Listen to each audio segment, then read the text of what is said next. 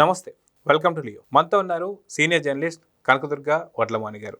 Madam నమస్తే. నమస్తే. Madam, Tirumala తిరుపతికి సంబంధించి నిజంగా వైసీపీ వాళ్ళకి సిగ్గుందా లేదా అనేది ఇప్పుడు తిరుమలకు సంబంధించిన ప్రజలు కావచ్చు, ఆంధ్ర ప్రజలు అందరూ కూడా అడుగుతున్నారు.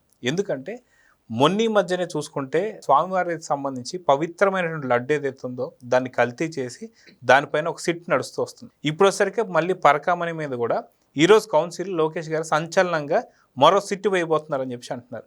సో వైసీపీ దీన్ని ఎలా తీసుకోవాలి అంటే ఏం చెప్తారు? అంటే వైసీపీ వాళ్ళు సిగ్గు చిన్నప్పుడే వదిలేశారు, బుద్ధి బజార్లో వదిలేశారు. ఇప్పుడు పరువేమో తిరుమలలో ఫుల్గా పోగొట్టుకున్నారు, పూర్తిగా పోయింది. అంటే అసలు అంత పవిత్రమైన వెంకటేశ్వర స్వామి సన్నిధిలో వాళ్ళు ఎన్ని నాటకాలు ఆడారండి. ఈ కూటమి ప్రభుత్వం వచ్చాక గోవులు బక్కచిక్కిపోయాయి, గోవుల్ని సరిగా చూసుకోవట్లేదు, గోశాల సరిగా మెయింటైన్ చేయట్లేదని అక్కడ పడుకుని ధర్నాలు చేసి రోజా గారు వచ్చి మీకు గుర్తుంది. ఆ తర్వాత తొక్కిసలాంటి అంశం ఒకటి, అంటే గోవులు ఏకంగా 100 చచ్చిపోయాయి, 125 చచ్చిపోయాయని అదొక పెద్ద ఇష్యూ చేసి, యాక్చువల్గా అక్కడ ఏమీ లేదు. అది దాని మీద టీటీడీ చైర్మన్ కూడా వివరణ ఇచ్చారు, అవన్నీ జరిగాయి.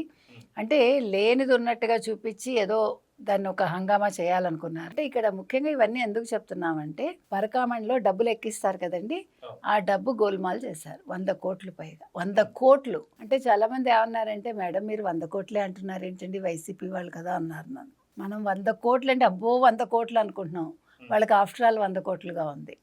ఆ 100 కోట్ల మీద ఆ రోజు కేసు నమోదు చేయకుండా, అంటే అతను పట్టుబడ్డాడు, నెక్స్ట్ డే ఒక ఛార్జ్ షీట్ వేసేసారు. ఛార్జ్ షీట్ అనేది అంత తొందరగా ఎలా వేశారో ఈ రోజు కూడా ఎవరికి అర్థం కావట్లే. ఎందుకంటే ముందుగానే ఛార్జ్ షీట్ రెడీ చేసేసి ఏ వ్యక్తి చేత అయితే పరకామణిలో డబ్బు దొంగతనం చేయించారో, మరి సీసీటీవీ కెమెరాలన్నీ అతన్ని భయపెట్టడానికి రికార్డ్ చేసి ఒక చిప్పు పెట్టుకున్నారా, ఏం చేశారో మనకు తెలియదు. మామూలుగా అయితే ₹1 కూడా అక్కడ తీయటానికి ఉండదు.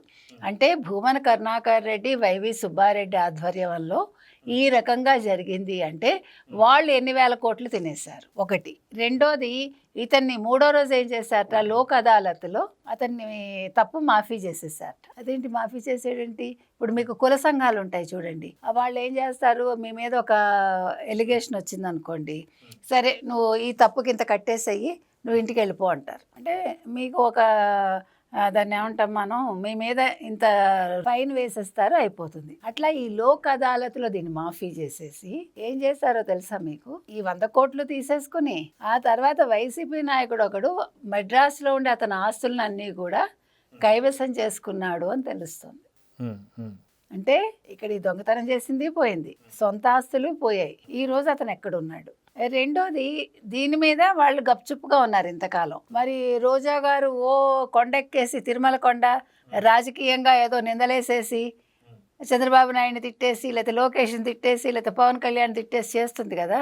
ఇప్పుడు మొన్నటికి మొన్న కరుణాకర్ రెడ్డి గారు ఒక శనీశ్వరుడి విగ్రహాన్ని పట్టుకుని, ఇది విష్ణు విగ్రహం అని 2 నిమిషాలు దాని ముందు మౌనంగా నిలబడి ఒక వీడియో తీసి, ఈ విగ్రహం ఇక్కడ పడేశారు, ఈ టీటీడీ ఏం చేస్తోంది, ఈ చైర్మన్ ఎవరు బిఆర్ నాయుడు గారు ఏం చేస్తున్నారు, ఇక్కడంతా కూడా మందు సీసా ఉంది, ఇక్కడ ఇంకేదో ఉంది, దీన్ని అంతా పాడు చేశాను, పెద్ద సీన్ క్రియేట్ చేసి ఫైనల్గా అది ఒక శిల్పా రిసార్ట్స్ అని ఎవరికో సంబంధించింది, అది ఎవరో బొంబాయిలో బుక్ చేసుకున్నారు చేయమని, చేసిన దాకా ఉండి ఆయన చనిపోయారు. అది ఒక శనీశ్వరుడి విగ్రహం అని అది తేట తెల్లమైంది. వాళ్ళు కూడా చేసిన వాళ్ళు కూడా ఒక వీడియో రిలీజ్ చేయడం జరిగింది. ఎప్పుడైతే మీరు శనీశ్వరుడితో పెట్టుకున్నారో భూమన కరుణాకర్ రెడ్డి, ఆ శని ఇవాళ మీకు బూమెరాంగ్ అయింది. అయ్యి ఇవాళ మండలిలో ఏం జరిగింది, మన లోకేష్ గారు నేను ఈ పరకామణి ఇష్యూ ఏదైతే ఉందో దీని మీద సిట్టు విచారణ జరిపిస్తానన్నారు.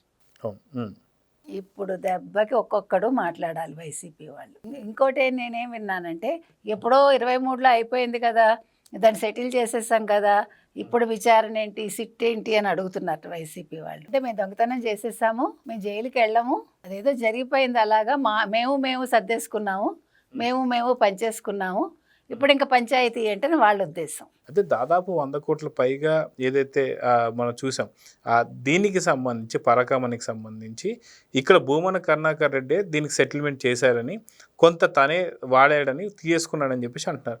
సో నిజంగా దేవుడికి సంబంధించినటువంటి ఒక హుండీలో వేసేటువంటి డబ్బు ఏదైతే ఉందో దాన్ని కూడా ఇలా పంచుకోవడాన్ని ఎలా చూడాలంటారు? అంటే మీరు హిందువు అయితే ఒక పాపభీతి ఉంటుంది. మరి భూమన కరుణాకర్ రెడ్డి గారు హిందువా నాకు తెలీదు, వాళ్ళ కూతురు పెళ్లి ఏ సంప్రదాయంలో చేశారు? ఆయన హిందూ సంప్రదాయంలో చేశారండి. మరి ఈ మాటలు మీరు మాట్లాడితే ఆయనేమో నేను తల నరుక్కుంటా అని చెప్పి కూడా మాట్లాడుతున్నారు. ఆయన దానికి తల ఆయన ఇష్టం అండి, నేనెవరి మధ్యలో? ఇప్పుడు నేను తల నరుక్కుంటానంటే మీరేమంటారు? మీ ఇష్టం మేడం, మీరు ఏమైనా చేసుకోండి, మీ శరీరం అంటారా అనరా? నేను తప్పు చేయకపోతే ప్రూవ్ చేసుకోవాలి. తల నరుక్కుంటాను నేను బెదిరిస్తే మీరు ఏమంటారు? ఎందుకు బెదిరిస్తారండి? మీరు తప్పు చేశారు, ప్రూవ్ చేసుకోండి. లేదు నరుక్కుంటారా, మీ ఇష్టం, మీ కర్మ అంటారు. అవునా? అంటే ఇక్కడ తిరుమల తిరుపతి దేవస్థానంతో ఆ పవిత్రమైన లడ్డూలో అసలుకి నెయ్యి కానీ నెయ్యి అసలు నెయ్యే కాదట. మీరు భలే చెప్తున్నారు. ఆయన ఎవరు? వాళ్ళ పొన్నవోలు గారు ఏమన్నారు? పందికొవ్వు కలుపుతామండి అన్నాడు కదా. మరి మీరేం మాట్లాడుతున్నారు? నెయ్యి అంటారేంటి, అంటే ఏంటి అని వైసీపీ వాళ్ళు అడుగుతున్నారు. అసలు కల్తీ లడ్డు అన్నప్పుడే లడ్డూలో నెయ్యి ఏంటి అంటున్నారు వాళ్ళు. మనమేమో నెయ్యి లేకపోతే ఇంకేదో మాట్లాడుతున్నాం. కాబట్టి మేము కల్తీ చేస్తాము, మేము సొమ్ము తిన్నాము, మమ్మల్ని స్వామి ఏమీ చేయలేదు అని అనుకుంటున్నారు. స్వామి చేయబట్టే మీరు 11 సీట్లకు వచ్చారు, ఇంట్లో కూర్చున్నారు. ఇంకా అక్కడితో ఎక్కడ ఆగింది? ఇంకా ఉంది, అప్పుడే ఉంది. అంటే పులివెందుల్లో మొన్న జెడ్పీటీసీ ఓటమి కూడా అదే అంటారా? అన్నీ వాళ్ళకి ఏవైతే చెడు జరుగుతాయో అన్ని స్వామివారి అనుగ్రహమే, అందులో మీకు సందేహం అక్కర్లే. కానీ ఇంత భయాందోళనలో నిజంగా చూస్తుంటే 151 స్థానం నుంచి 11 స్థానం పడిపోవడం కావచ్చు, పులివెందుల కనీసం డిపాజిట్లు కూడా రాకపోవడం కావచ్చు, ఇవన్నీ చూస్తున్నాం. ఇప్పుడు జగన్మోహన్ రెడ్డి గారు రాజీనామా అని చెప్పేసి అంటున్నారని చెప్పి మిగతా నిన్న దాదాపు 3 నుంచి 4 ఒక ఎమ్మెల్సీలు వచ్చేసారు, ఇక ఎమ్మెల్యేలు కూడా పోతున్నారని చెప్పి. ఇంత జరుగుతున్నా సరే భూమన కరుణాకర్ రెడ్డి కావచ్చు, అదేవిధంగా ఆర్కే రోజా కావచ్చు, వాళ్ళ మాటలు ఎక్కడ కూడా తగ్గడం అనేది కనిపించడం. దాన్ని ఎలా చూడాలంటే? ఎలా తగ్గుతారు? లోపల బెదురుంది, పైకి బింకం అన్నమాట. ఇప్పుడు తగ్గారనుకోండి కిందనే తొక్కేస్తారు జనాలు. ఆ భయంతో పైకి నటిస్తున్నారు. ఇవాళ భూమన్ ఏమంటున్నారు? నేను తప్పు చేసి ఉంటే తల నరకేసుకుంటాను అంటున్నాడు. అంతేగాని మీరు నరకండి అనలేదు. మీకు అర్థమైందా? ప్రజలను అడగట్లా ఆయన. అంటే ప్రజలకి ఎలాగ నేను తప్పు చేశానని తెలిసి వాళ్ళు నిజంగా నరికినా నరుకుతారు. అదేదో నేనే నరికేసుకుంటానంటే వద్దులేండి బాబు, ఎందుకండి బాబు అంటారని అనుకుంటున్నాడు. ఇప్పుడు ఆయన క్రిస్టియన్ అని అందరికీ తెలుసు, వైవి సుబ్బారెడ్డి క్రిస్టియన్ అని అందరికీ తెలుసు. ప్రత్యేకంగా అక్కడ తీసుకెళ్లి పెట్టడంలో అంతరార్థమే జగన్మోహన్ రెడ్డి దోచుకోవడం. అది దోచుకున్నారు. పింక్ డైమండ్ అన్నారు కదా, దానికి ఆఖరికి ఆ రమణ దీక్షితులు కూడా వంత పాడారు కదా. ఆయనకి ఏమైంది? స్వామివారు బయటకు పంపించారు కదా. తర్వాత మళ్ళా ఏదో మంచిగా మాట్లాడాలని ట్రై చేశాడు కదా ఈ కూటమి ప్రభుత్వం వచ్చాక. తప్పు కదా అది. ఇప్పుడు ఏం తేలింది? అది అసలు పింక్ డైమండే కాదు, అదొక 50 రూపాయల స్టోన్ అని మొన్నను ఆయన మునిరత్నం రెడ్డి ఆర్కియాలజీ సర్వేకి సంబంధించిన ఆయన ప్రూవ్ చేశారు కదా. మైసూరు ప్యాలెస్కి వెళ్ళి అక్కడ వాళ్ళతో మాట్లాడి వాళ్ళు గిఫ్ట్ ఇచ్చారు, ఒక దండ. ఆ దండ ఖరీదు ఎంతో చెప్పారు వాళ్ళు అప్పట్లో. అది ఢిల్లీలో చేయించారనేది కూడా బయటకు వచ్చింది. అంటే నేను అనేది ఏంటంటే, ఇప్పుడు నేను మీ మీద ఒక అపవాదం వేసేసానండి.